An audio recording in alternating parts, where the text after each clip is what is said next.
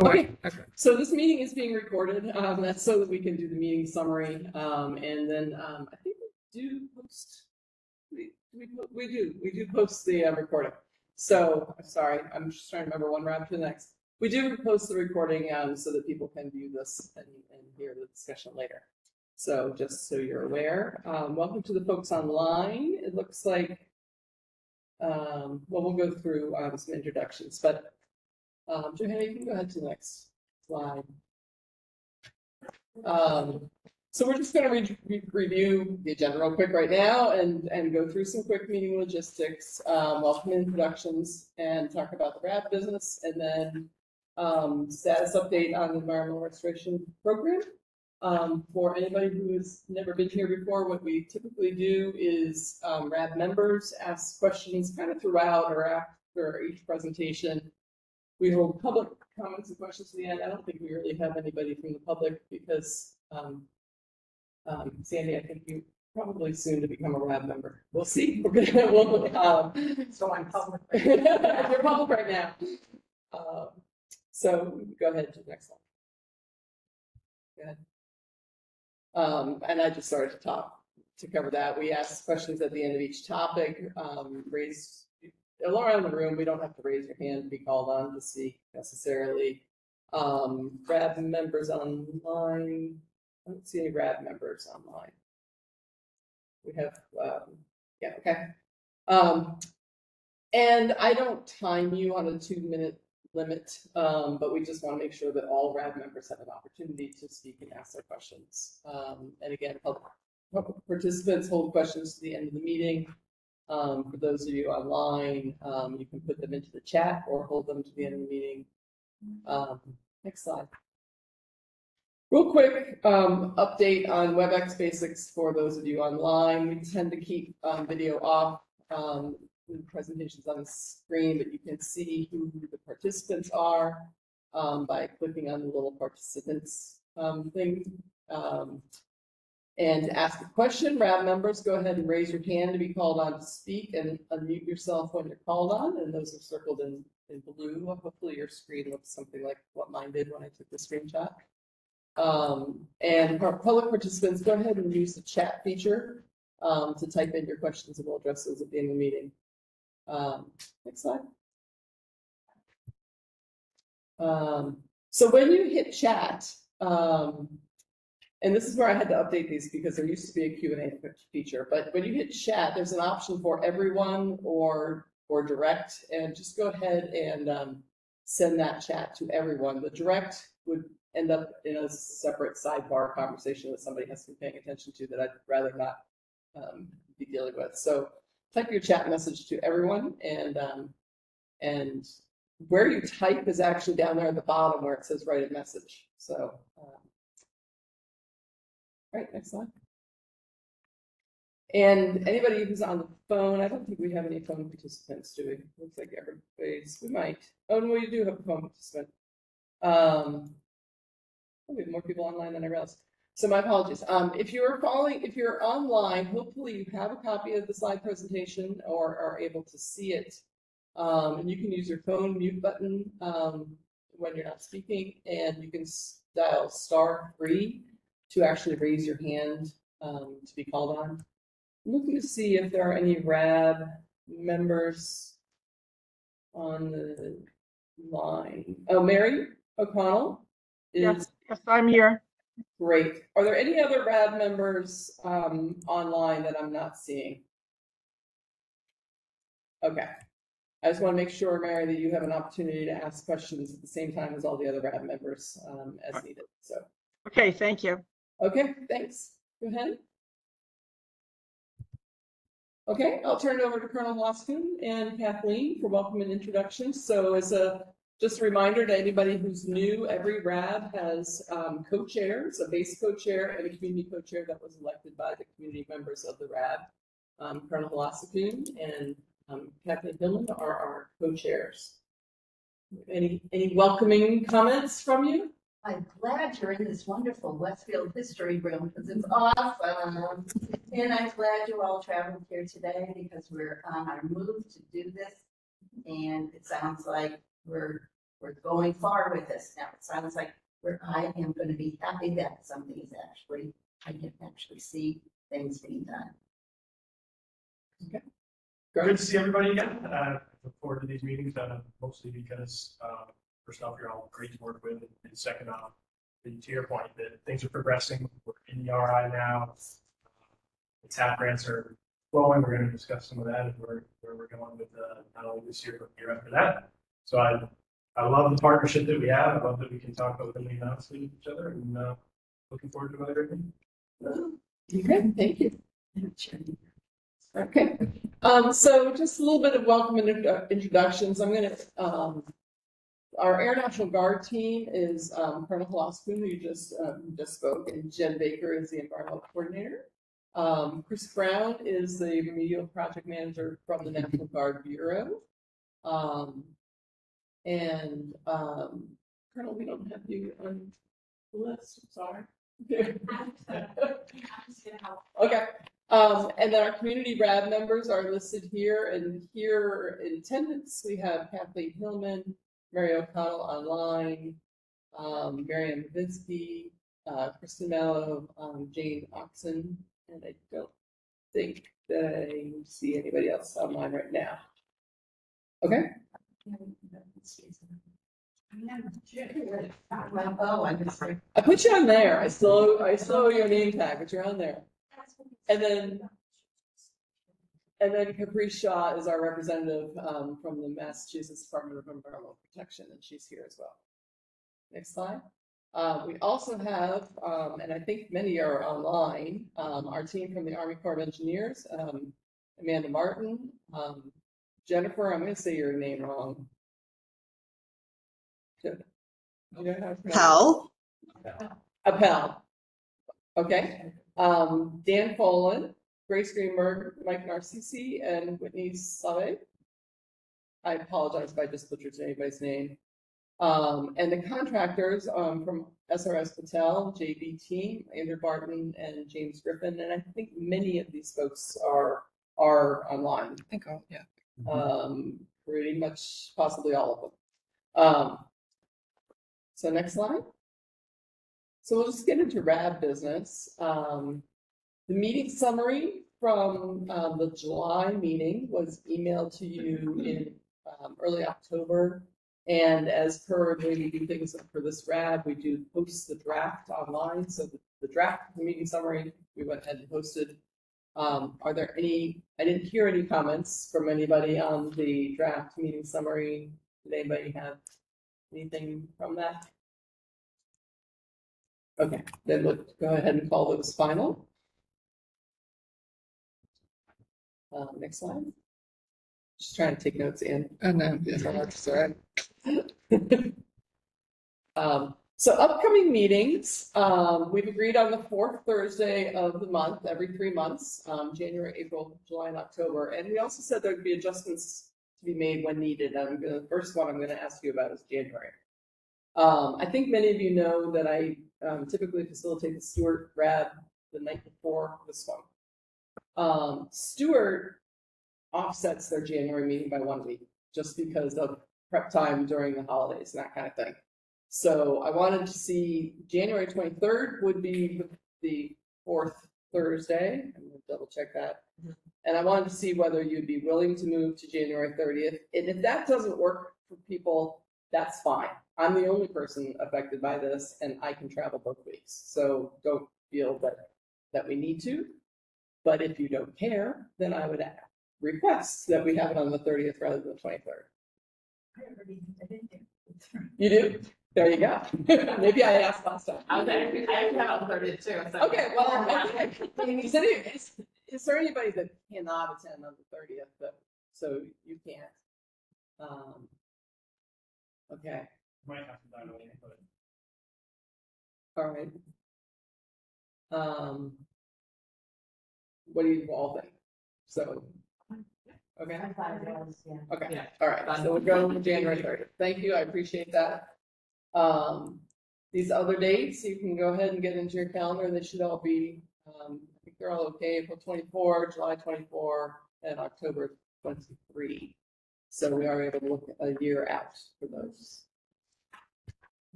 before we get into discussing TAP grants, so we have Sandy Gill here. Sandy was invited to, I guess Kathleen, you talked to her about becoming a RAB member, and she submitted an application, and I think that was sent out to RAB members. Long time ago. So, Kathleen, if you want to introduce her, or Sandy, if you want to introduce yourself, if you all are up for it, we'll go ahead and vote on her as a new RAB member tonight. Name your basically kind of why you might be interested in joining the RAB, kind of what your role is in the community. One of, just, I'm a scout leader, or I've lived here for 50 years, or I own a restaurant in town, or whatever. I taught in Westwood Okay. for many years.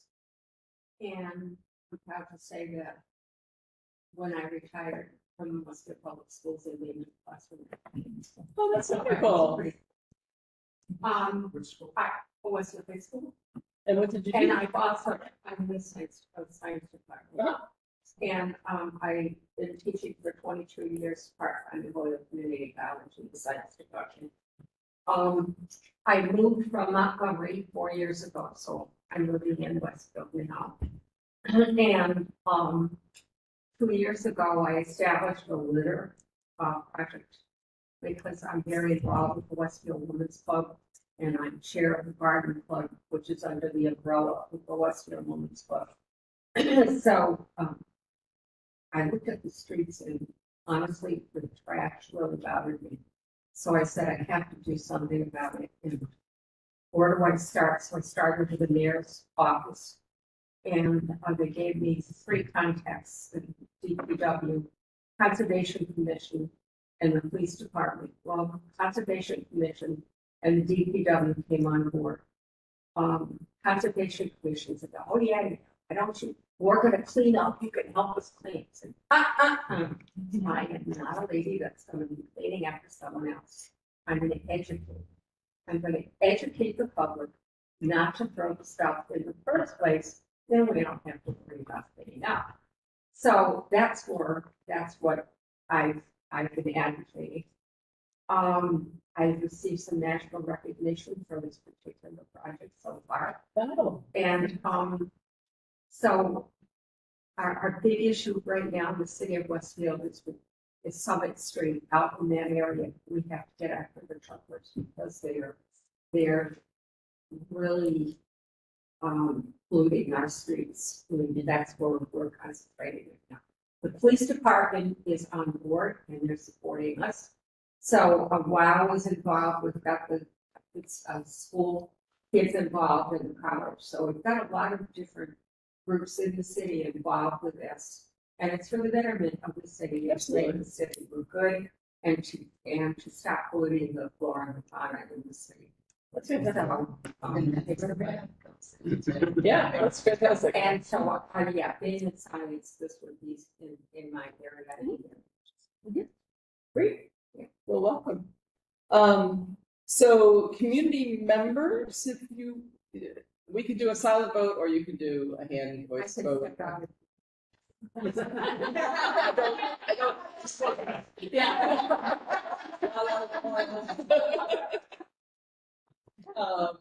Kathleen, how would you propose we vote? Why don't we just do hand raising? Sure. Yeah. And Mary, if you could, Mary, are you able to raise your hand? Yay or nay? Well, I'm going to be a yes. So. Okay, great. Yeah. Okay. Oh, yeah. So I think it's unanimous. Welcome. You're a new RAB member. I will try to get you a sign faster than Mary Ann's. So I'll try to even spell it right the first time.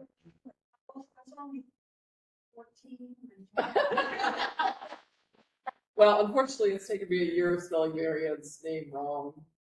So, and now I've got it spelled right. We'll get you a name tag. So, Sandy, you're going to try to send home with you.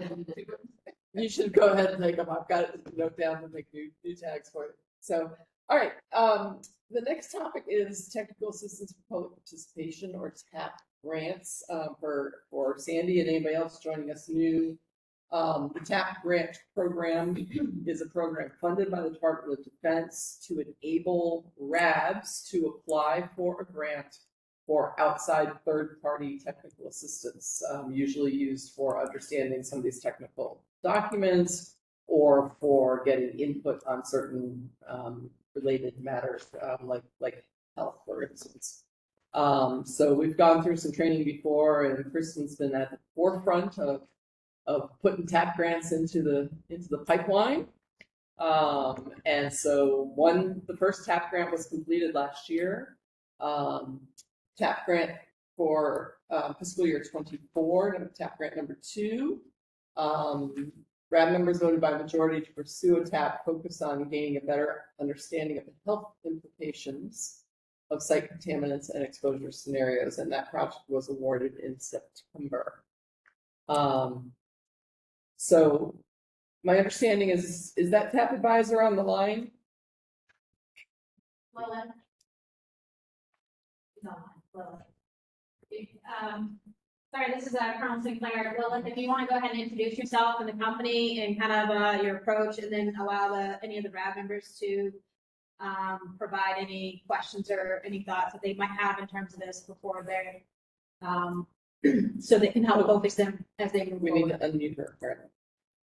That one. We're trying to unmute you. Well, I'm not sure what my request No, unmute. they should be able to unmute themselves. Now see if you can unmute yourself. Uh-oh. I requested to unmute her.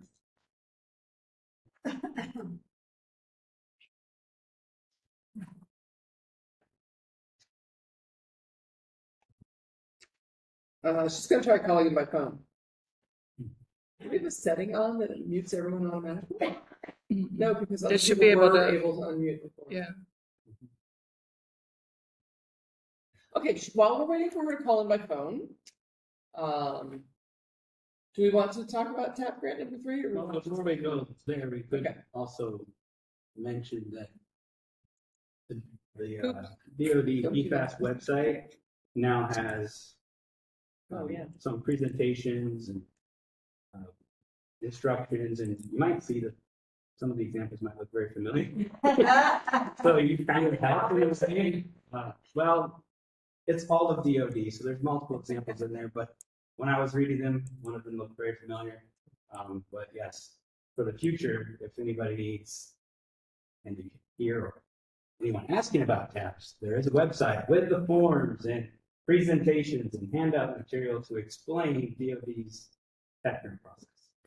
I can send out the link to that. Yeah, we got the information like already after we sent the slides Yeah, out. Otherwise we got the- presentation. That apparently went, the email that I got about it came out from the Office of Secretary of Defense yesterday morning. So I will send you all the link, and it includes TAP presentation slides, which are better than the ones we presented to you. And information on how to, there's sort of some 101, I think, on how to complete the application, things like that. Did they interview you? Well, I made the difficulties with it. Originally, the problem was that we had to like match up the form, and so they made the form fillable. And then I was like, if you can only choose 3 things, why isn't it multiple choice? Like, Right. you can only choose 3 Right. things to do with the topic, right? And so, if you know how I work, so I made it clear where we thought the bottlenecks were on this end, and they spoke with a lot of different routes. I'm sure. So I'm not going to, but yeah, I was clear. Okay, so I will send out the link to you all for that if anybody wants to see it. I'm excited to see that. Sit in different The lights. rest of you may just be happy to let I'm not sure Chris and about you. that. We'll work. The next step is putting other languages, Right, Lily said she was on the phone. and she's not able to unmute. Well, I don't know. I have that unmute all button that I could try. Let's just try that for a second and see if. Okay, so folks online, I'm gonna have to hit the unmute all button. So you may want to mute yourself if you are in a loud environment, but we'll see what happens. It might do nothing. All right, everyone. People are still looking at me. It's weird.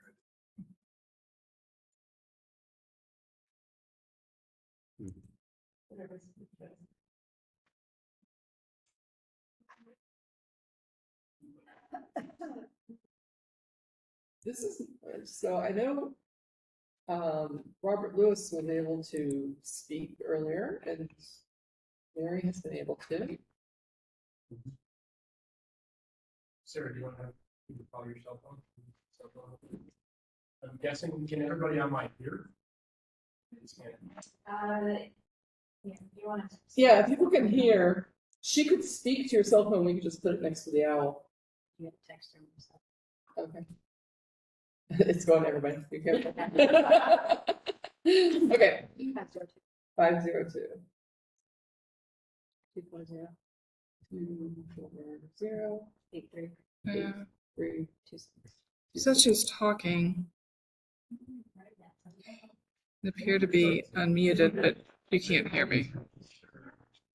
It's really weird. Okay, we just put the cell phone number into chat. If you want to go ahead and call, we could put the phone next to the microphone. It's very, very high tech and slick production here tonight. But I don't know why others couldn't meet. And when I hit unmute all, it didn't seem to really do anything. Yeah, it's very early in this process because it was awarded at the very end of September. So just getting everybody on board.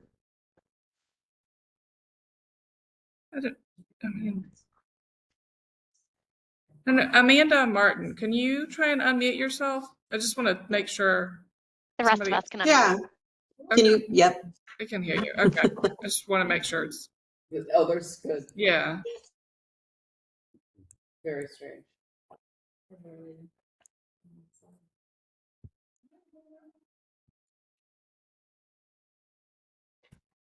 That'll work better if I do that.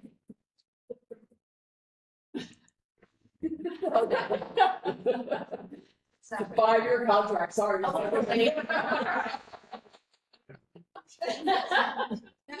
Probably fire me before 5 years.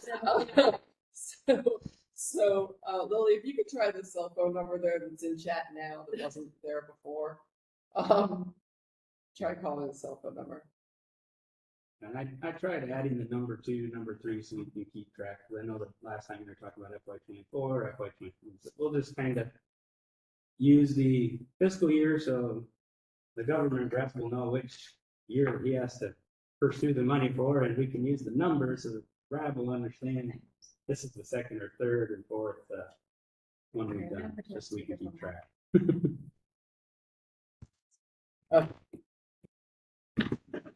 You're on speakerphone in the middle of the room. Right next to the microphone for everybody. So hopefully this will work. Great, I hope so. Yay. Gotcha. Yes. We can hear you in the room. Can anybody can folks online hear? Yes. Yes. Okay. Hey, sorry. Okay. Thanks. So with that, if you could just go ahead and introduce yourself, welcome, and I'm sorry about the technical challenges. But so my understanding is the TAP grant was awarded to you in September 2024. You can just go ahead and introduce yourself. Yes, sure, thank you, and apologies that it took a minute to get connected here, but so I'm Lily Keener. I am with a company called Shaleda. We're the contractor about to perform the work that was just described. So our company Shaleda is based in Oklahoma City, and we do work around the country. And so what I oversee in our company is all of our infrastructure and environment projects. So we were glad to receive this contract there at the end of the fiscal year, and I'm looking forward to getting started. And then my colleague, Justin Jaslevicius, is on the line as well. He's going to be helping out with this project. And if he's able to be heard, he's welcome to introduce himself. And then maybe he can try now. Justin, are you able to unmute? That's weird.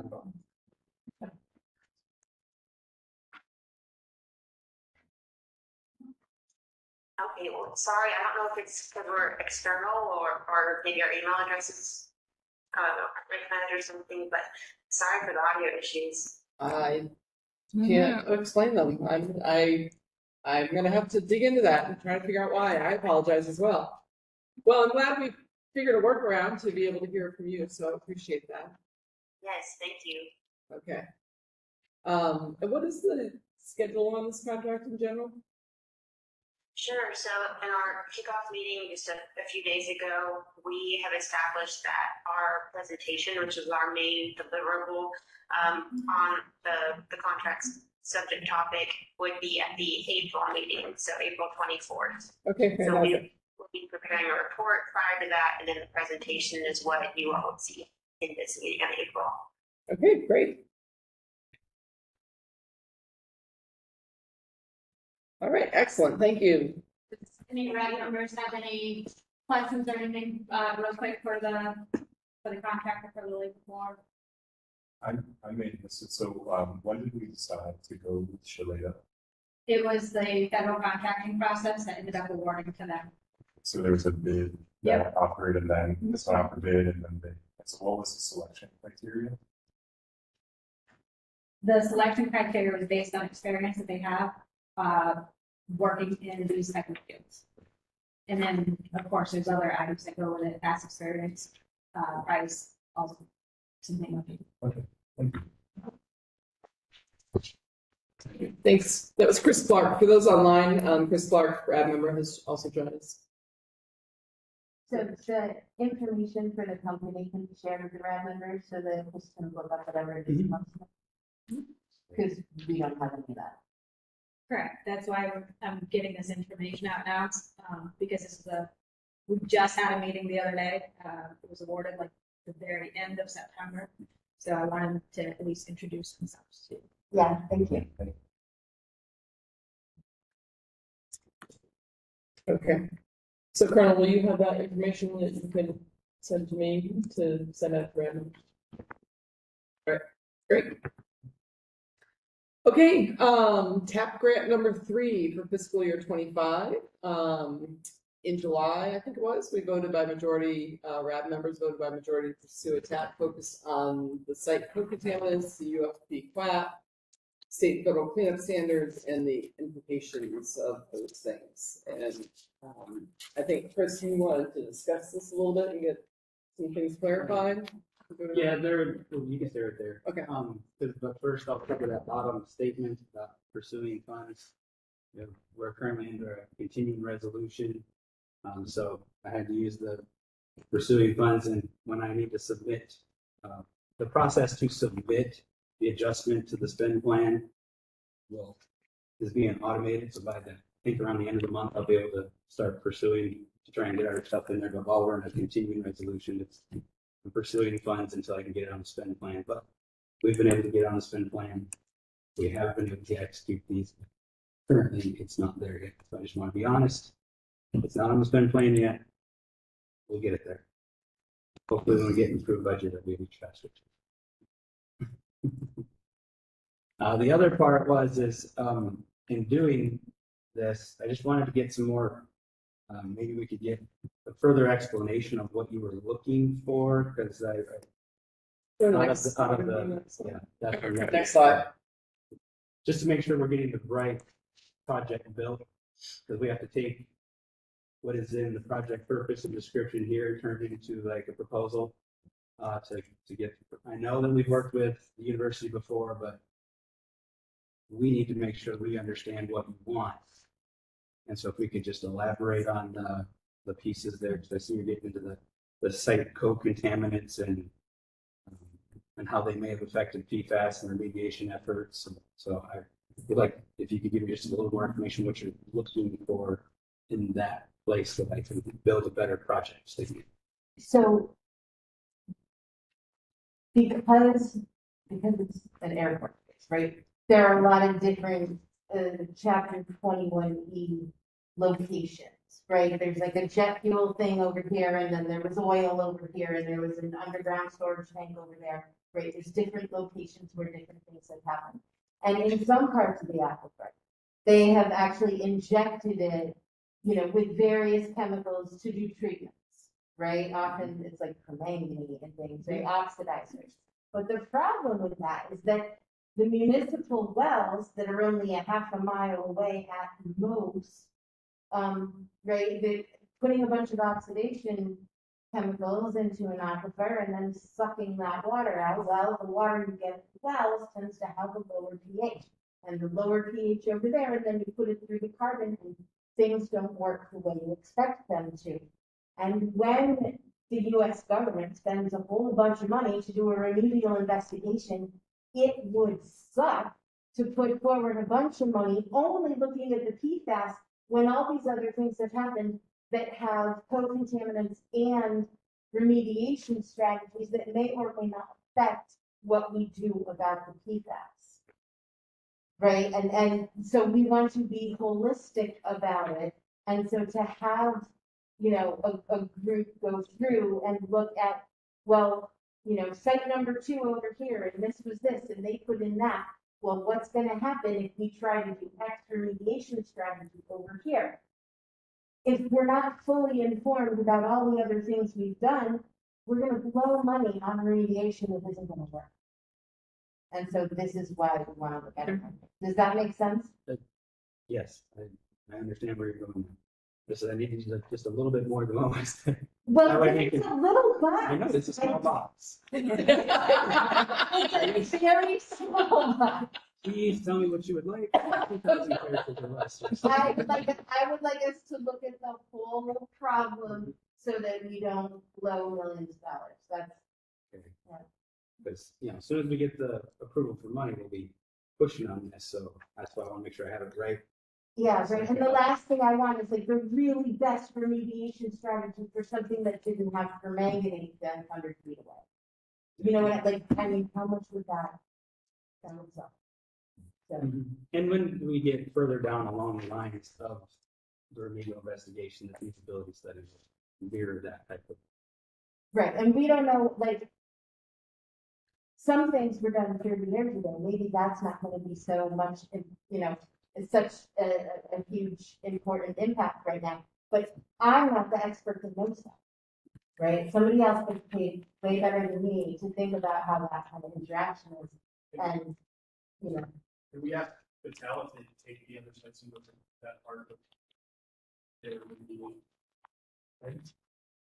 Amanda could probably answer that. I would think that we won't be getting to that stage until we get the feasibility study. Chris, could someone closer to the mic repeat the question? We didn't really hear the full question on the phone. Sorry, just wondering on the contract side, so the talk of how do the various remediation projects on the base potentially interact with each other. As you are historically, have you taken those things into account as you're building your remediation plans? Is that something that is common practice? So it would be a factor that's considered when we look at types of remediation, but we are not at that stage of the process yet. So at this stage of the process, we're just going to be delineating the nature and extent of the PFAS and looking at the impacts to the community and the environment from that PFAS. So then after that is done, we would consider the remedial options.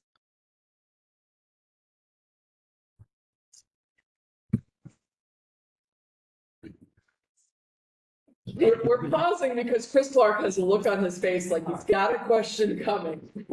I hear what Kristen is saying because it's like each of these different environments for contaminants is coming down with PFAS is going to change the physical chemical properties of the structure of these molecules.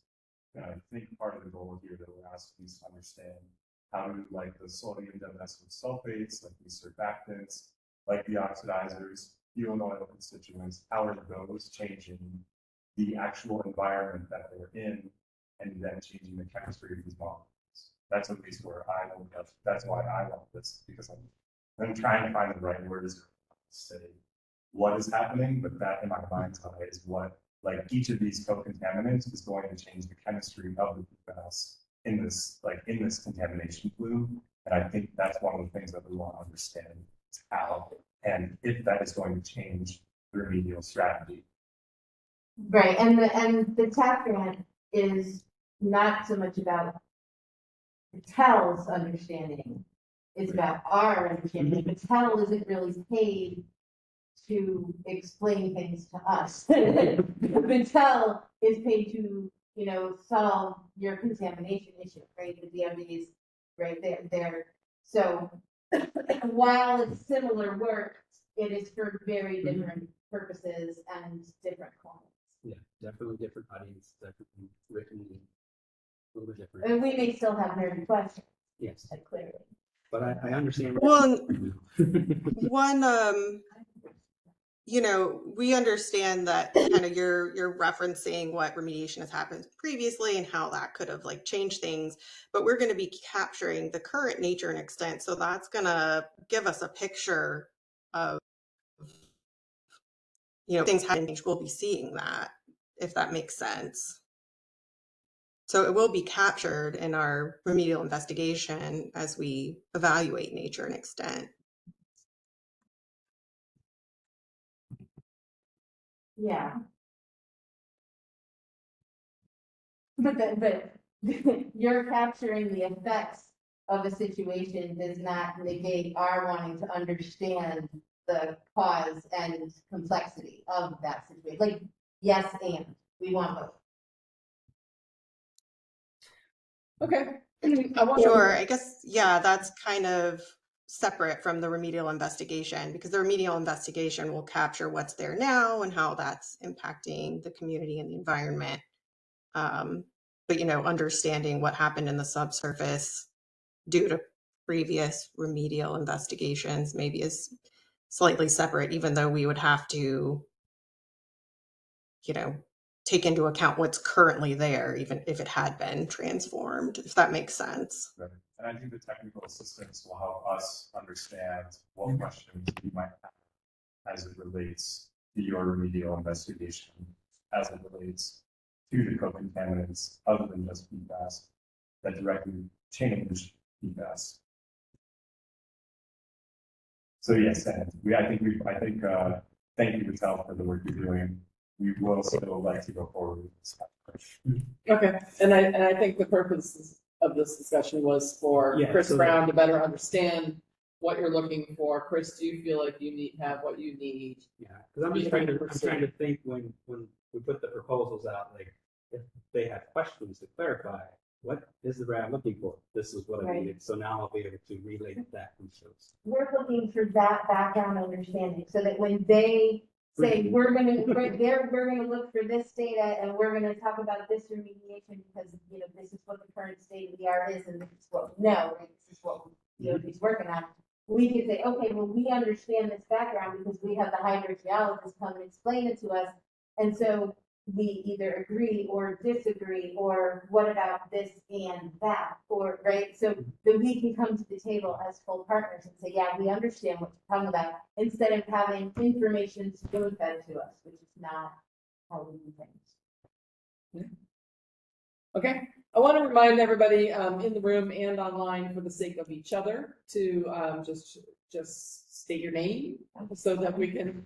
So, I think people knew who was talking there, but as we move forward, we just try to remember to do that so everybody understands who is speaking. So we'll move on to the next slide then. RAB member discussion. I think we discussed. Is there any RAB business we did not discuss already?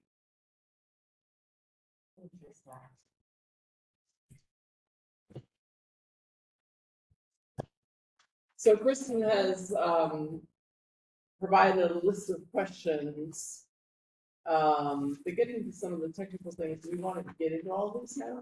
The first one is actually the most. Okay, all right, so we'll go forward and address what we can, and then go back to those questions, so we'll see. Okay, next slide, then. Moving on to the Environmental Restoration Program status update. So again, for anybody who is new, the Environmental Restoration Program is the name of the environmental investigation and cleanup program at the base that looks at contamination from past practices. So this is spills and leaks and the way things were done. Environmental, you can speak of this better than I, Jen, but the way you do things on the base now is controlled under different things and different rules. Environmental restoration program looks at those past practices. So. All right.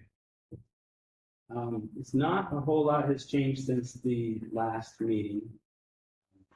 And I think the first question is going to come up related to Site 2's current status, that we're working for a area use limitation, which is going to fall underneath that permanent solution statement. So titled a permanent solution statement with conditions. And to do that, there is a lease amendment that's required. That's where your first question is coming from, is what is the amendment to the lease agreement that is required. I'm not exactly sure the amendment name. I can get that with real estate, but what real estate needs from me is to provide them with like a draft of a notice, kind of like a form 175 notice of activity and use limitation. So that's where we put in like the details of where is this specific site, here's where it's at, it's been surveyed, and it's related to Site 2. Since we have a new person, we'll have to do a quick summary. But I did brief it before. That was a former underground storage tank area with some POL. Tons of remediation has been done in the area. The soil's been dug up down to 25 feet, and a whole lot of things have been performed there, which is, you were mentioning some of those injections and whatnot. But there is a very small scale apple there that is kind of not moving. So when you do these things, you can do them to the extent practicable, and we have reached that extent. So now the next step is to just monitor that it's not moving and to put a area use limitation, which basically states that, hey, if anything changes with this piece of property, the Air National Guard is responsible for what is still there, but we have to document in the lease that there is something still there, and if the type of property changes, the use, then we have to do something about it. And all that gets documented in the lease. And so I have to work with real estate and the legal office to get them the information we need to push that through.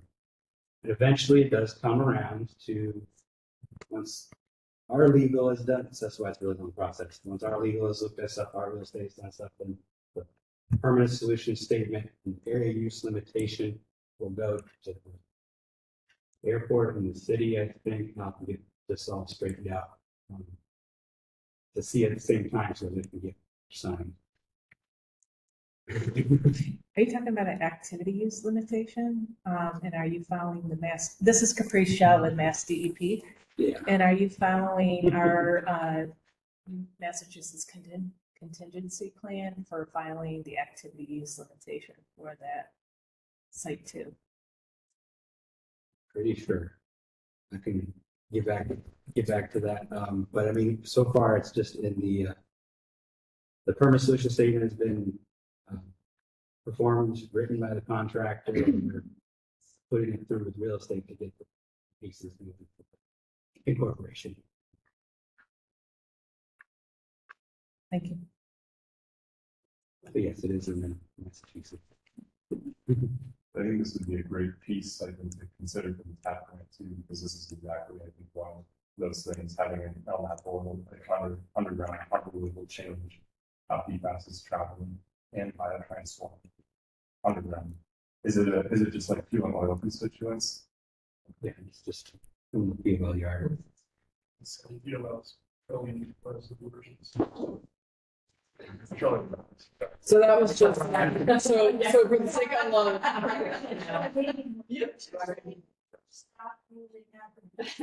Right. Say it and then spell it out. So for those online who may not have heard Colonel Mossku, he was just spelling out what POL is petroleum, oils, and lubricants.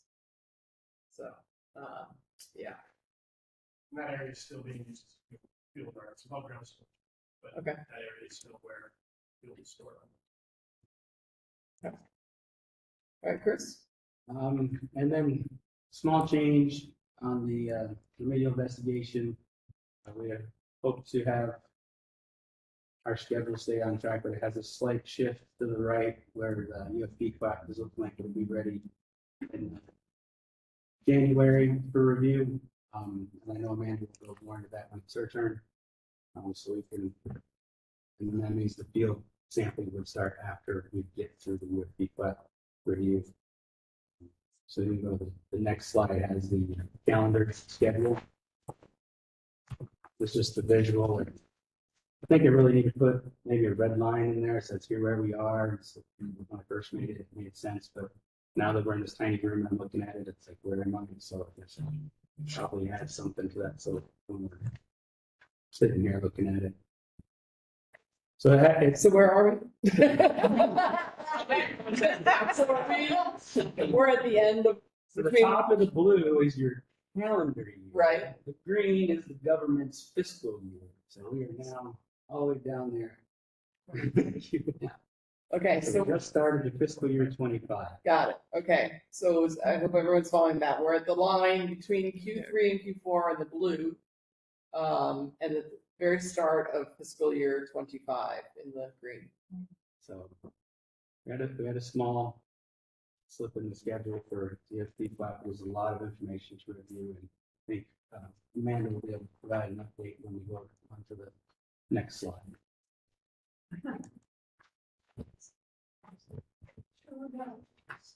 Okay. Yeah, thanks, Chris. Hi, everyone. Oh, There you go. yep. Sorry, Amy. Can you hear me? Yep, go ahead. Great. Yeah. So this is Amanda Martin. I'm the project manager for the Army Corps. And like Chris was saying, the schedule for the QAP has unfortunately slid a bit due to our internal review process. It's, our process is really robust and we're being very particular about all the details in the document to ensure we have a thorough plan in place. So like Chris mentioned, we're now anticipating the RAB and stakeholder review of the document in the January time frame. And that would put the field work hopefully beginning around the April 2025 time frame. So because the QAP is still undergoing review, we don't really have significant new updates for the RAB about the remedial investigation at this time. So sometimes because the development of the documents requires a significant amount of time. And even though we aim to meet with the RAB every 3 months, we unfortunately don't always have new information to share at each RAB due to the project schedule not aligning perfectly with the RAB schedule. But we did think it was maybe a good opportunity during this meeting to further discuss how we plan for the remedial investigation to be an iterative process. And that's what this flow chart on this slide helps to illustrate. So hopefully you all can see the flow chart on the slide. But it's showing kind of when we start the scoping process at the top. This includes assessing the data needs of the site, preparing the work plan, establishing our data management procedures, planning the field procedures, coordinating with the laboratory, etc. And then once all that's complete, we execute the field investigation and samples are analyzed by the lab. And then we get that initial data back and we evaluate it in context to the conceptual site model. And if we feel then that we don't fully have a clear picture of what's going on at the site, or if there are more questions, we would reevaluate the data needs and kind of circle back up to the initial steps in the process. So that's what the flow chart is showing. And then we complete that cycle until we feel we have enough data to fully assess the risks associated with the releases, and we fully delineated nature and extent, and then we would prepare the RI report. So I guess what we're kind of trying to demonstrate with this is it's common that a remedial investigation would be an iterative process, and we may not catch everything in the first go, and that's kind of the reality of doing science in real time, but we will go back as needed until we have a clear picture of what's happening. And as an example, Just lost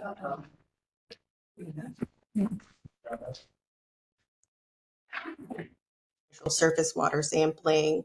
So if Amanda, the surface we water results show an Amanda, we increase lost- in PFAS concentration. Amanda, we No. lost you after you said for an example. Sorry, can you hear me now? We can hear you now, but you said for an example, and then it went quiet for 30 seconds. So if you could start again. Oh no, sorry about that. Yeah, I'll stop. I'll circle back to that part. So where you said for, as an example. Yep. So as an example, we were going to talk about how we added a contingency to the latest revision of the QUAT for potential stormwater sampling. So we're going to determine the need for stormwater samples based on the initial results of the surface water sampling. And if the surface water results show an increase in the PFAS concentrations down gradient of a stormwater discharge point compared to the concentrations in the up gradient surface water, then we would go back and collect some stormwater samples to see if the stormwater is contributing to the surface water concentrations. So that's kind of just an example of that iterative process.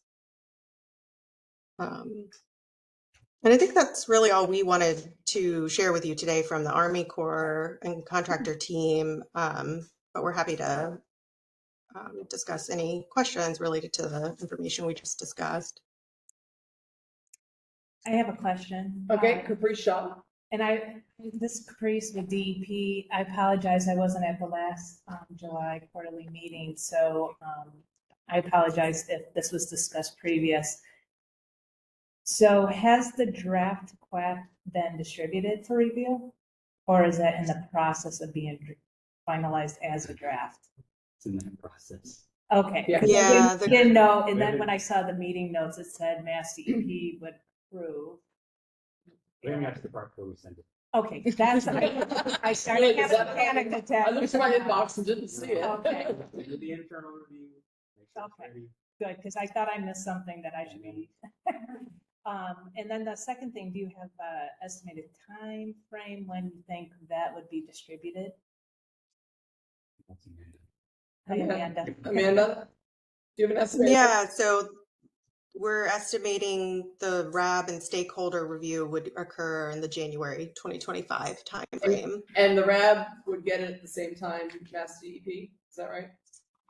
That's correct. Okay. I believe the GARD decided they would like to proceed with concurrent review between all stakeholders, just to avoid adding an additional review cycle to the schedule, because that would have added additional time. Okay, and we have done that at another base, and that way RAB comments or questions can then be incorporated into when you all discuss it with DEP as well. I think it's important to crosstalk there as well as DEP's reviewing it. Like, I you want to stop and get rid of the question. So even though it's review that concurrently. I was actually gonna suggest that same thing. So, if there is comments or questions from the draft committee, Mass DEP would like to take those into review and consideration as well. Right. And then the other question, I'm sorry if I'm being a pain, what is Keep on talking. what is the turnaround time that you're expecting for the review of the draft QUAC? Do you have, that you're expecting comments for consideration? Sure. So I believe we'll be using the standard 30-day review period for stakeholders. So during this review, it sounds like, and this is Caprice DEP, that once DEP is getting a copy of the draft, the RAB committee as well, and then, if we can get, if there is comments or questions, if that can be sent to us in tandem Mhm. when you receive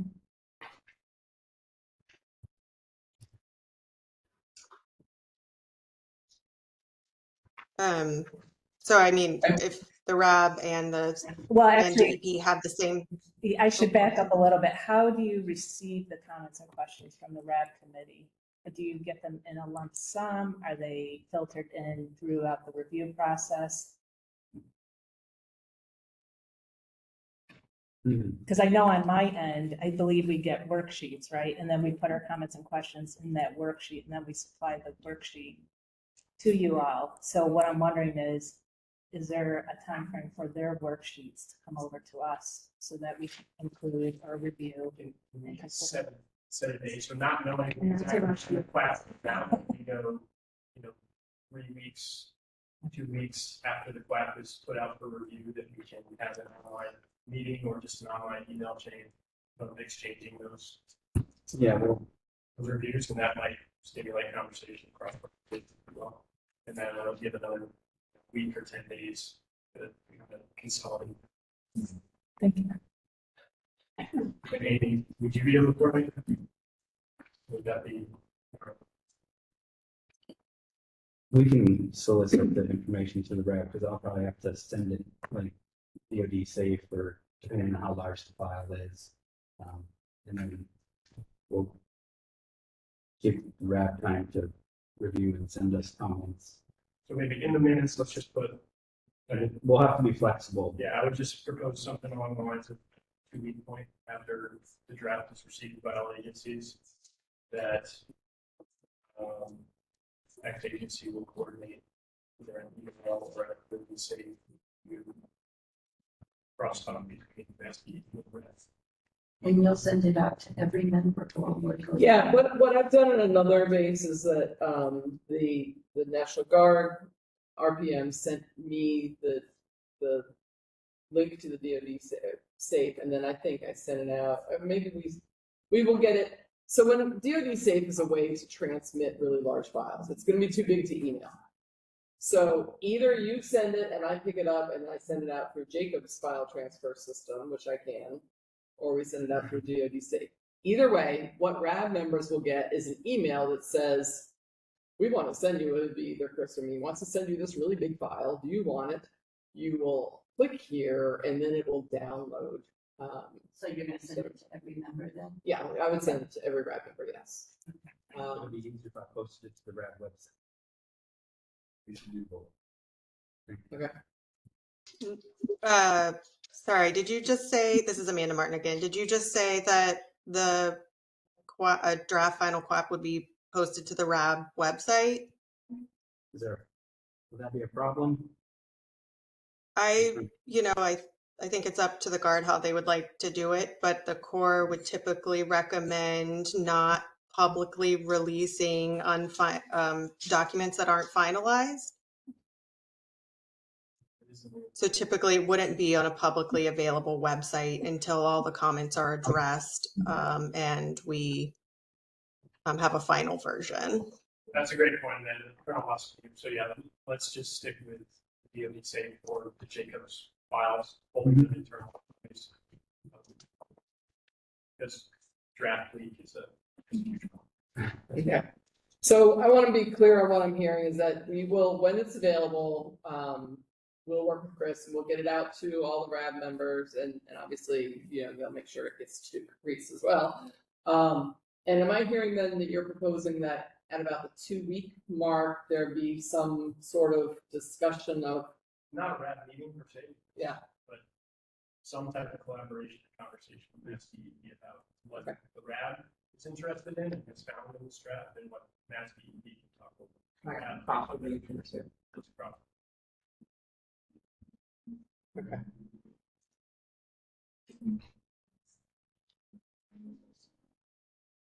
And this is, sorry for my goodness, this is a remedial investigation post plan.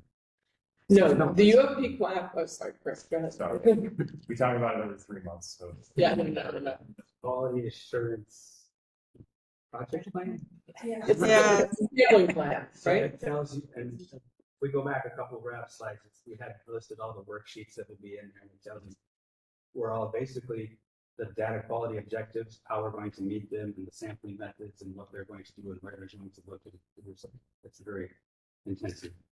I think it was, and you're allowed to not remember, it's okay, but I think it was the April meeting, we had a presentation on what is in this document, and it shows it's all specific worksheets, but which worksheets would be of most interest to you in understanding what the sampling plan is going to be.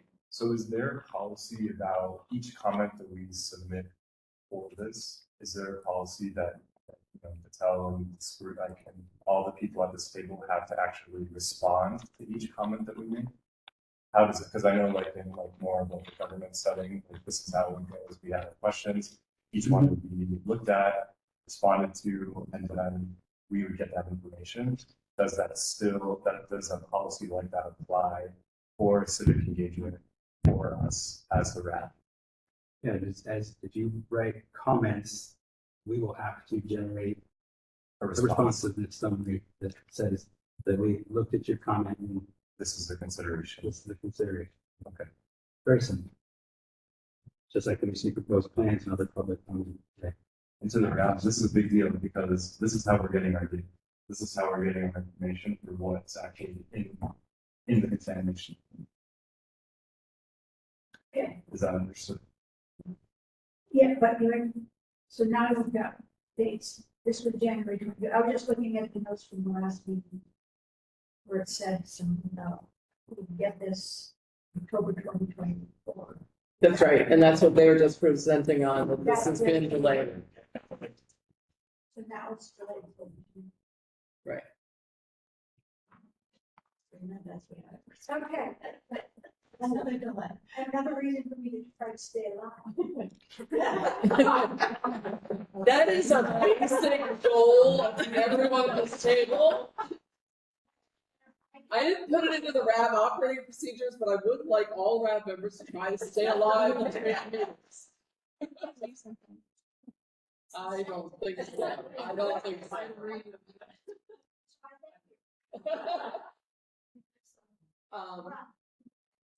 Chris or Amanda, I'm sorry to put you on the spot, but can we expect, I mean, obviously, so we're hoping we're planning for this to come out in January. We now have a meeting on January 30th.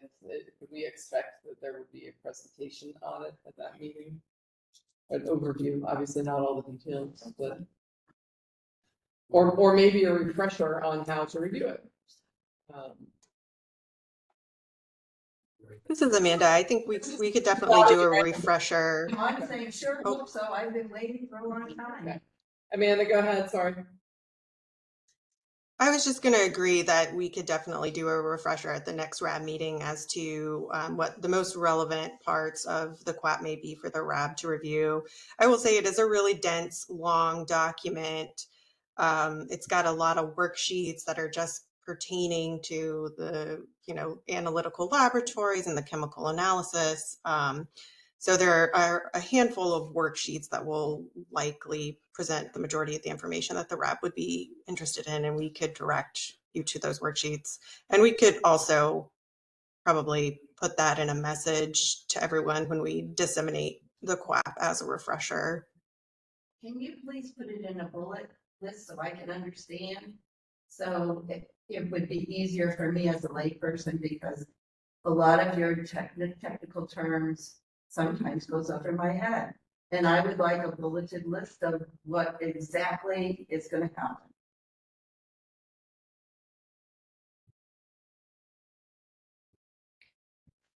You're asking for a bulleted list of exactly what they're going to do in the sampling. Is that something that can be put in a presentation in that way? It's pretty complex. So I'm trying to summarize some of the information, but it is a large document. So you're asking. Yeah, I would say we can try to prepare a summary, but it is, there's a reason that the QAP is extremely long. It's because there's a lot of details that go into summarizing it. But again, there are a couple specific worksheets that we can refer you to that will kind of lay out what we're planning to do. And technical side and community. So, would you have a proposal of what information you think would best? All of the best. Well, yes, but Oh, To summarize the document this big, How many we pages- do how have, many- so these documents are, my understanding is, they're formatted the same way, and we have a previous presentation that shows, like, highlighted which worksheets describe which types of activities that would be of most interest. And I would recommend we resurrect the presentation from last April, take a look at it again and see how it might need to be updated to give a good overview in January. But for the sake of all RAB members, we should be able to communicate to all levels of technical expertise. So people who don't have that educational training all the way to the end. So personally, I would ask that since we're getting an extra 3 months on this, that taking some extra time to be able to communicate to all levels of the RAB members, from down to lay audiences, all the way up to this 900-page technical document, we want to see everything. We have the time, we have the energy. This is our bodies, this is our environment, this is our home, this is our community. We want everything, we want the best. There's no kind of negotiating on this. Truly. And the thing is, Kathleen deserves to have the information given to her in a bulleted list. Mhm. And y'all are getting paid well enough to do it. So it shouldn't have to make her ask twice, number one. Number two, the two of us are gonna read all 900 pages. So we want full transparency and access to see the whole thing. Of course, So- absolutely. so- We will be sending you the whole thing. Once again, it's not or, it's yes and. And Kathleen and Mary and Marianne, right, the people who aren't Chris and Kristen, who don't, right, because I want to see all the analytical stuff. I want to see all of it, right? And he wants to see everywhere you're going to sample something and exactly how you're going to sample it. And then we want to see the stuff we don't know because we also like to learn. But Kathleen, she just wants to know what you're going to do and whether or not it's going to make the two of us yell at you. Right, so. Okay, well, I made my life more comfortable because I am affected by what happened. oh, absolutely, What absolutely. happened. I am, Marianne? Well, it's not just Kathleen. Of course not. It's right, what's going on at the state level, the DPU, the EEA, the their whole thing is doing exactly what you said. This is what they've been working on. I keep getting emails about participating, looking at drafts. The whole thing is making it transparent and making it easily understood by whomever is going to be impacted by decisions that's being made. So whatever they need, you want, they're trying to give you, and this is what she's asking for, is whoever's working now, obviously, to do the same thing. Because I think that the people deserve to be able not only get the information, but understand it. Absolutely. Thank you. Okay, It's okay. I think next slide is just going to discussion. So we're on that. So, can you hand me a copy of that? So what, I apologize to those of you online. We have a list of questions that Kristen prepared probably after getting the draft presentation. Yeah, we or- saw the presentation and because we wear the mask, Okay. it would be better for them. to So know. Kristen is always masked, and so in double masked, and so she was concerned that she would sound like Charlie Brown's mother if she continued to ask questions. And I'm quoting, she already said that. So she submitted them in writing so that we could address those questions. And she's some of them are, I think, for DEP and some for the National Guard Bureau. So we've already addressed number one, right? Right, and some of them can apply for the clap and the sampling there, so you may as well pass them along too. Okay. And one got put up at the bottom, and the question that should have been at the bottom is are we monitoring for them? Is what's missing at the bottom, Okay. and then you go ahead and I'll touch on it. Okay, so we already talked about the lease agreement. So the next set of questions have to do with affected private wells. The first question, DEP checks on PFAS in the private wells they've identified as being impacted from contamination at the base. They also check on the operation of the point of entry filters that they've installed in the homes whose water exceeds the state maximum contaminant level. The latest results from that testing are, and there's a website here, it's the state's website for the base. Is there a question? Okay, question. Who is paying for that testing now? There's a series of questions. Will the entity performing and or paying for this testing change in the future? And if yes, by what mechanism is the responsibility or authority transferred? And if it's transferred, will the sampling schedule, methods, or action levels change? So I'm looking at Caprice now because it's clearly a question for This the is DEP. definitely, I want to start off first by saying we have really good news. We actually hired a deputy regional director for wayside cleanup. Her name is Tamara Cardona Merrick, and she's hopefully going to attend the next meeting if that's okay. Mhm. And I can send you her website or her email as well. Right, and so I can spell her name correctly too. Yes. So, And so I just wanted to say that first. And then second, so yes, DEP has installed point of entry treatment systems at downgradient properties, I believe 8 different private properties with private wells. I believe it was around 2017, 2018 that this, I would say POET, but it's point of entry treatment systems. And part of that responsibility, we, the state, we put those in with a state contractor, and we also perform quarterly monitoring of those POETs to make sure that they're effective, reducing PFAS to below standards. So far, when we go out there with our contractors, we do maintenance checks and operational checks. Some systems have ultraviolet treatment as well to prevent any kind of bacteria growth that might, and there are 2 carbon units. And so we treat for bacteria. And what we typically do is when we go out there, we collect a raw sample, untreated, that's coming into the house. We collect the mid between the 2 canisters, and then we collect a treated. And so we analyze those, we see what's coming in. We also check mid because if there's any type of breakthrough or PFAS coming in that's telling us, okay, something's going on with canisters, they might need to be replaced. And then, of course, we're verifying that there's no PFAS coming out above reportable limits in the lab, which is usually 2 parts per trillion.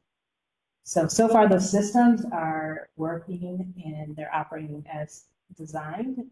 We have not seen any breakthrough in the treated or mid yet.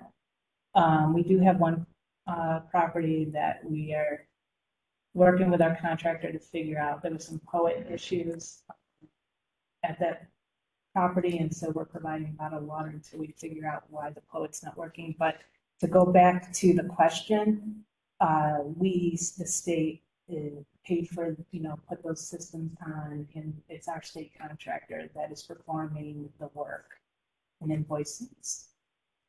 As far as transferring ownership to Barnes, the state has issued 2, I believe 2 notice of responsibilities, with the most recent one being around 2022.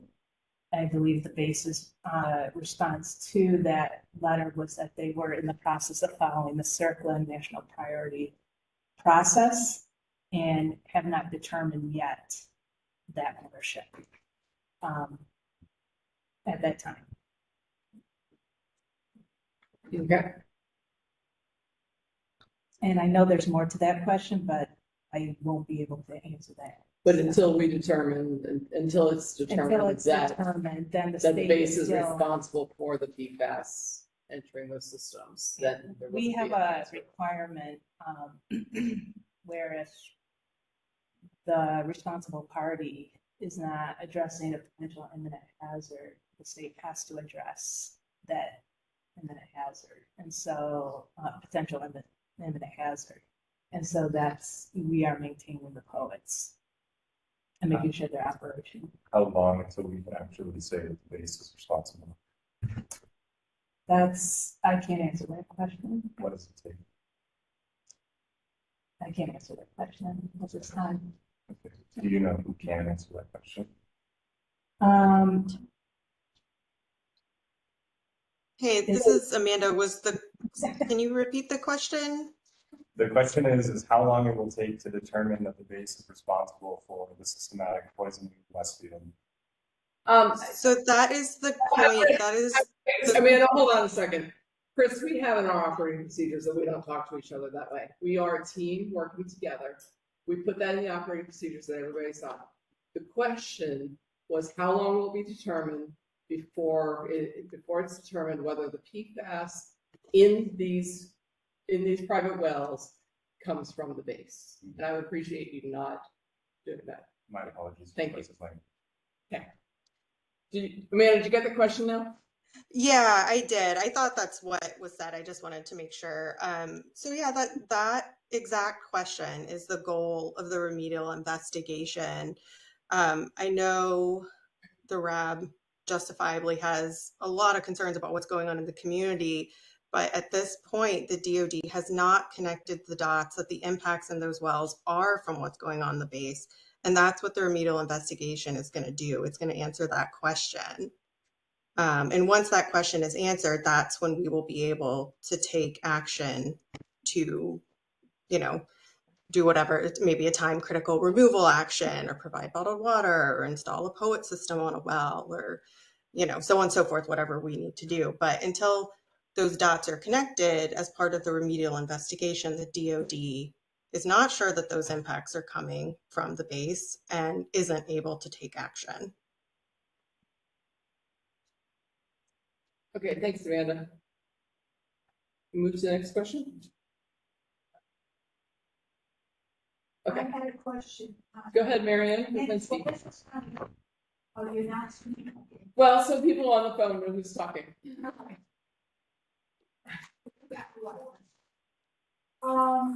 I had a question on, when they were in the minutes, or when we probably report from the last meeting. I wasn't here in person, but I was on the phone. So I'm guessing this is all about what we're talking about here, where it was number 22 on minutes. Or I asked about previous sample locations, because that's what you're talking about. You named some that you already have sampled and keep going back and testing them. With point of entry treatment system. This is different. Yeah. The questions that were being discussed at the last meeting had to do where, correct me if I'm wrong, but I believe where sampling was done in the environment. And this, right. And what they're talking about specifically right here is testing of some private wells. Yeah, that's what I'm. They have point of entry treatment. We didn't talk about that at the last meeting at all. Well, no, my question wasn't answered. Oh, I apologize. Okay, go ahead. I asked that and it said Chris agreed to take the question back to prepare a more thorough response.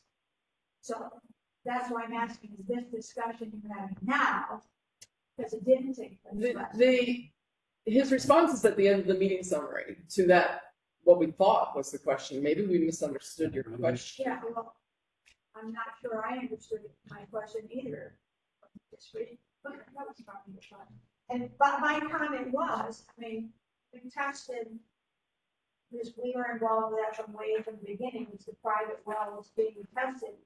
And when the state, when they were lower, the parts between the lower, then they went back to some of those that were close to that limit and retested them to see if they needed now to get filtration systems put on there for point of entry, whatever else you said, the big lower and the effluent. So that, I don't know if it's still happening. I mean, since we're investigating how this is moving around and what could be changing there, some of the homes that were tested or not even considered to be tested. Is anybody going back and testing them now? Is the process not, are you just focusing on those handful that you have tested, or are you still looking at some of those other homes that were in that area? Yeah, right now, so when we first started the investigation, yes, you're correct. Typically what we do is, we go out, we do a radius around where we think we should sample. based on those results, that could extend the sampling area even further out. And this predates my involvement, but I believe that sampling approach was done, and when the standard went from 70 to 20, they revisited some of those properties to see is that the detection at that level. Right now, we are not revisiting those properties because right now our standard is still 20 parts per trillion for the individual and 6 identified compounds. And so really the sampling that we're doing is on those properties that we actually put in point of entry treatment systems. Right now, of course, EPA has lowered their numbers, and at this point, our number is still at 20 parts per trillion, but I know our drinking water program is looking at EPA's new standards and, considering those. And they're in the process of making that decision. We have up to 2 years to make our change or our decision, but right now it's still at 20 parts per trillion. So it's not, we're not revisiting those properties at this time. Okay, so you don't know, you're not tempted or interested in looking to see if maybe even those properties that were originally tested didn't have any or met the requirement there. So you're asking if whether or not, because we did that sampling probably in 2017, I'm guessing. Yes. 16, that should we be reconsidering sampling? What I can do is I can bring that back for more discussion around that. Because we've had lots of conversations at the meetings that I've participated in, whatever, about even from UMass, that things are moving and changing. I mean, at one of the last meetings, somebody even said they were going to start sinking sample wells and whatever, and the map that they showed my house was right in that area where they were thinking of putting in some. So I don't know if there's going to be. You're talking about trying to test to see what contaminants are in there, or other things that activities that are taking place, how that could mix with or impact the PFAS. But I'm still sure, and is it worth looking at some of those? I know we sat at a BAPAC meeting, Farms Aquifer Protection Advisory Committee, to spell it out. And they were there, Master EP was present at those meetings, and the hydrogeologist that we had was looking at a huge map and trying to tell them, show them, suggest to them where some of this testing should take place, especially for the private well owners. So yeah, I could definitely bring that back for more discussion. Again, I have a new deputy regional director, and I'm getting that up to speed on West Farms. Yeah, well, but I don't think I can have an answer for you tomorrow. The other thing too, I just want to mention, so we've been kind of tracking the influent or raw PFAS levels, and what we're seeing, there's not a lot of changes. I think if we saw some major change, that could also prompt us to say, okay, what's going on here? And is there a change in detection or flow or, that we need to consider? And right now it's interesting. It's been very kind of stable with maybe some little bit of seasonal changes. But again, I can definitely bring that back. And I think part of the bases investigation at this, just so I'm clear, it's only focused on base at this time. You're not doing off-site sampling. Is that correct? All right. Yeah. Yeah. Oh, you are going off-site. Okay. But that'll be determined probably after the quack, then springtime of 2025, maybe? Mm-hmm. Okay. Yeah, because that's what they had talked about. And do you have plans to sample those properties again? Because I believe you have to meet the EPA. Yeah, we haven't gotten to going for the right of entries yet for locations. The sampling locations have to be identified first, and then see if we can work on it. That's part of the quack. All to come soon. Coming out in the cloud. Okay. Thank you. All right, so Marianne, did that answer your question? Thank you. Okay. How are you gonna get that information back to Marianne if they're gonna go forward? when you I'll bring it back? definitely, I mean, I have everyone's email Right. connection and, I can definitely get back to you. I'm not sure how soon, but I'll definitely. There'll be an incentive. Another. So, and also to get to, for the sake of, when there are questions like this, and we say we'll get back to, besides just emailing the RAB members, we want to capture those in the, like, in the meeting summary, so that people reading it online can also then see the answer, not just the RAB members. So who don't. Amy, how will it be the best approach to any follow-up from questions? You can email the RAB members directly, or get it to Kathleen as the community co-chair and Colonel Hoskins as the base co-chair. So, and she can farm it out to the RAB members, but copy me. Oh, yeah, no, I Sid would. and Chris and everybody, so we can make sure it's also captured in the meeting summary. And that way, if somebody's just reading the meeting summary online, they don't just see that there was a question and then you get back to them and they don't see what the answer is. If you want something posted for everybody to see, we manage the website. Okay, sounds good. Okay, great. So there are more questions for you here, Caprice. So I'm going to read them. She has them in front of her, but I'm going to read them out loud. And this, have any of the private well samples being monitored by Mass DEP been tested with a non-targeted PFAS analysis to identify as many potential PFAS as current technology and available analytic standards allow? So when we do sample, again, the properties that have point of entry treatment systems, we are running an analysis EP method 537.1. So Mass DEP, the state currently regulates 6 compounds, but with the method 537.1, it actually samples up to 18 different PFAS. I believe it's 18, correct me if I'm wrong, but there's 18 other unregulated PFAS that are listed. So there is data on that, but we don't have at this point any kind of regulatory standard for those non-targeted PFAS. We do also sample for arsenic in some properties and bacteria. But right now we regulate 6. However, with EPA's change and adding a couple, new, I shouldn't say new, but non-targeted PFAS, that is also being considered with our, through our review of the change. And typically we either meet EPA's same guidance or regulation. It may include those as well, but right now it's still the 6. But the data is, the method 537.1 is not just 6 PFAS, it's actually 18 different. Right. The reason I was asking is because as the DOD is not yet ready to claim the PFAS in those private wells, if you had non-targeted PFAS analysis, then you could fingerprint what was in those wells, and then they could be compared by people like the town.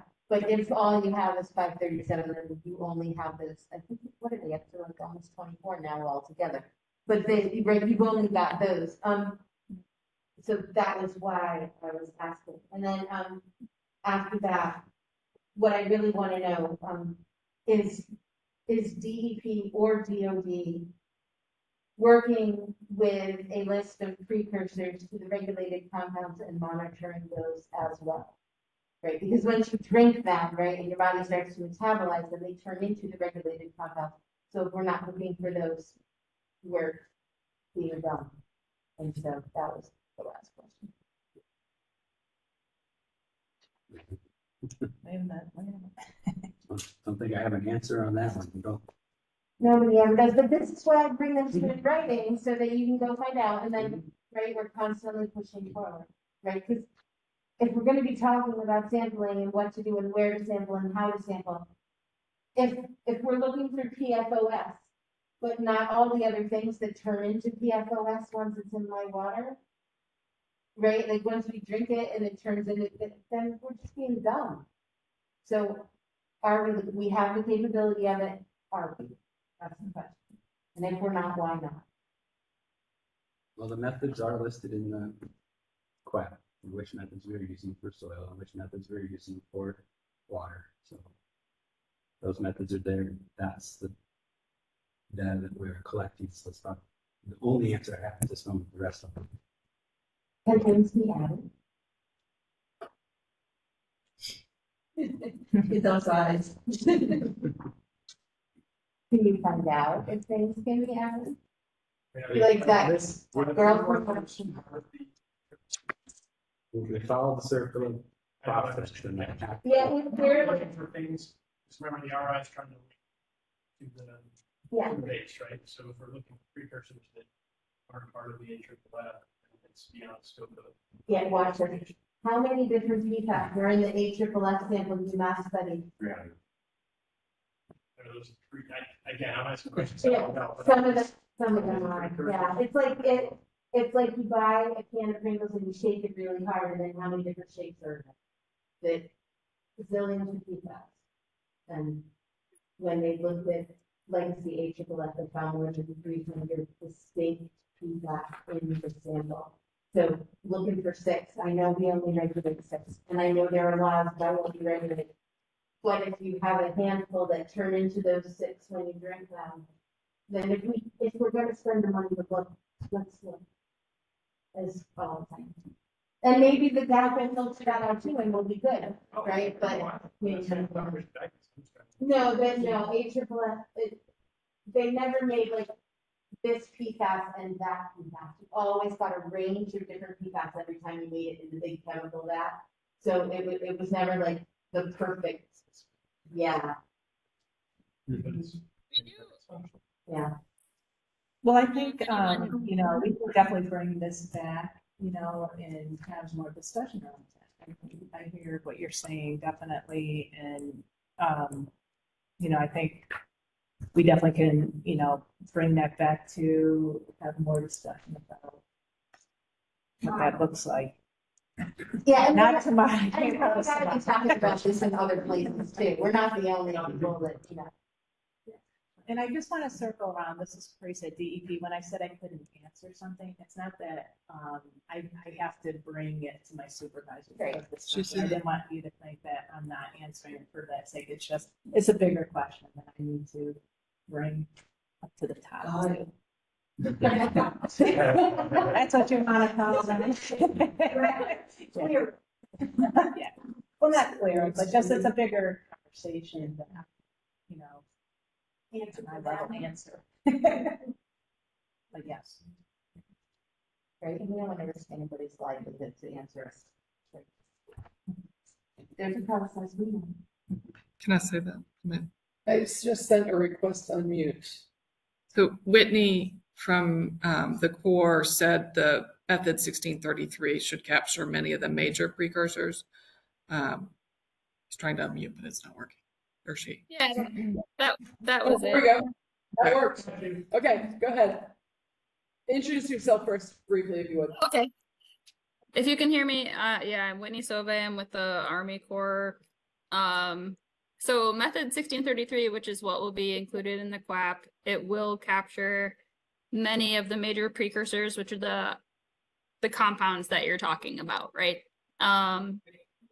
DOD is only looking for those compounds specifically for RI extent that are included in, you know, their governance, but you will be able to see all of the precursors that are included in 1633 in the analytes and in the results from the remedial investigation.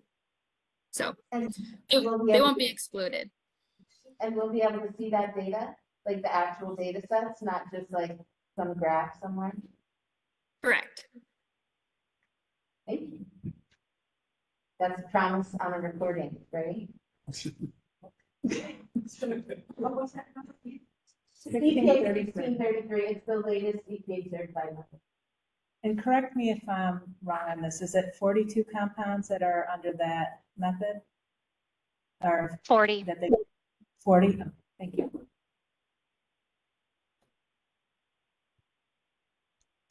Yeah, and this is Amanda again. I just want to clarify that that analysis will be done. But we can only make decisions based on what the current OSD policy is.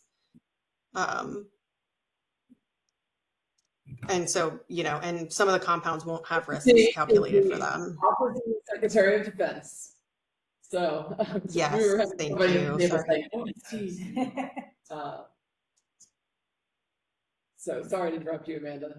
There was a question at the table about that acronym. I'm sorry, I didn't understand the point. Like, yeah, you have to work within OSD parameters, but we can still see the data, right? We still see the data. I think that's correct. You can see the data, but we won't be able to make decisions in the remedial investigation unless they're, the compounds that are included in the Office of Secretary of Defense memo. Right. Yeah. We're not. I wasn't expecting miracles. The transparency is real good. Okay. 1633 also real good. Good. Other, did we answer all the questions, or did we skip to the head? Please has homework, yeah. Okay. Well, so let's see if there are any other, Teresa, are there any others here that you can answer that we skipped? I think I covered the breakthrough. No, we have not seen breakthrough, remarkably, in the point of entry treatment systems that were installed back in 20. Can you explain just in layman's terms what breakthrough is? So breakthrough is, so we put these systems on, and it's, there are filters where when the water comes in, the filter is removing PFAS. Breakthrough is when we see, so, and then we collect samples, the raw, the mid, between the two filters, and then the treated, what comes out of the filters. Breakthrough is typically when we're seeing detections of PFAS arise after the first treatment in the mid. And that's telling us, okay, maybe the life expectancy of that point of entry treatment cartridge is coming to, for lack of better words, it's full and it's time to either replace it, because then you may have breakthrough into the secondary treatment that could be PFAS back in the water. We haven't seen anything in the mid sample. It's been pretty much non-detect.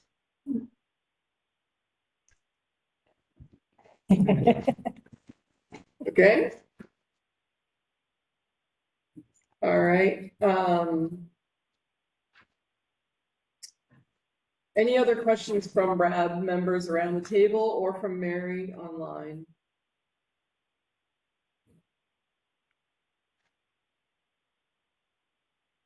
I'm not seeing any online. Okay.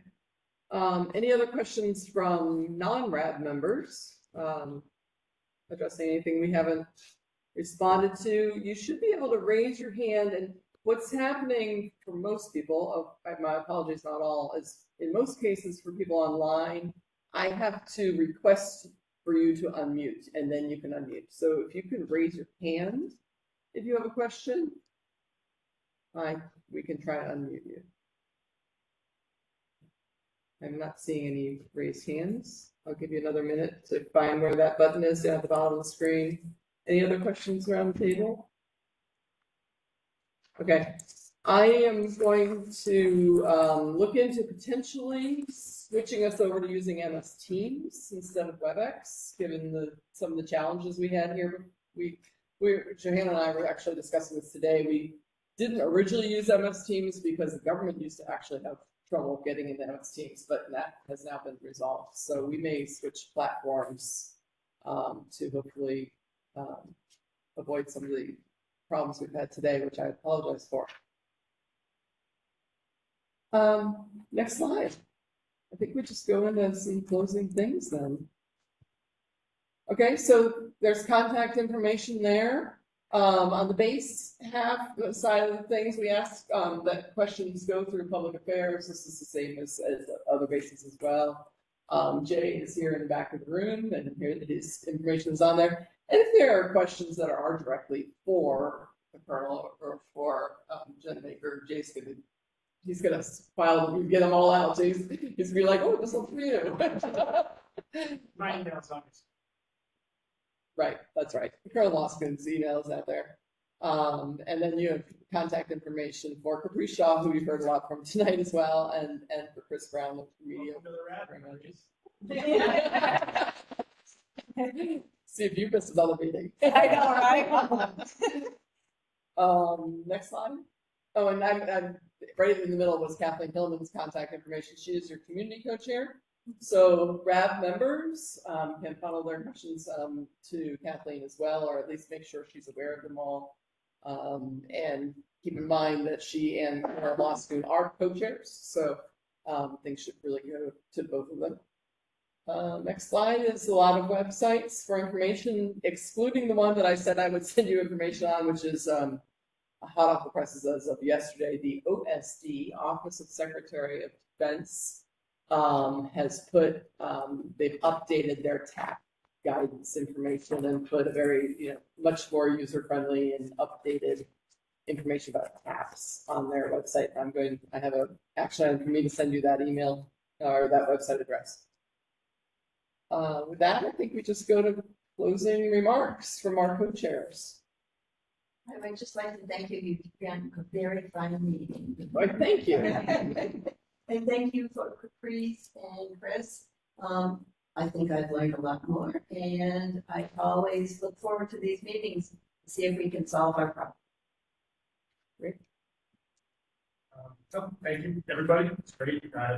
Open, honest, transparent communication, and the expectation that the data is available to everybody. Absolutely. I will say that in the past we have talked about it, and I want to make sure that everybody in the room understands that up until just recently we still had AFFF on the base, right? So as far as the community and the way you're communicating with the community members, the AFFF was on the base and was very strictly controlled on how we would use it, but it wasn't critical life savings firefighting equipment. It's needed on the base. All of the AFFF has now been removed from the base, or it's probably awaiting transport. It's removed from all the equipment, but it will not be used. It's been replaced by the name of it again. Fluorine-free foam. Fluorine-free foam. Right. So if you wanted to educate the community about what is being used on the base now, S3 is now moving on our equipment. So please. How are you getting rid of the old stuff? We are sending it to somewhere for incineration. It's all going from downtown. No. You're right. DoD, it'll go through the civil process. Right now, we're waiting funding. So it is in storage and out of the vehicles that he has set out of the equipment and waiting the funding. They're not going to burn it like they did. No. Yeah. Prior to that, by the YMCA, where they burn stuff out of the oil. It has to go to improved hazardous. An approved TFDI facility will receive it. It'll be properly disposed of. It will not be anywhere in Westfield. Okay, it's not going to be exposed again. No. There's plenty of PFAS exposures in our lab. That's great. Okay, thank you. That is, I just want to share that and get that out. Well, thanks again for a great meeting. Okay. Can you please tell us when it's left? Okay. I think that community is. Oh, wait, say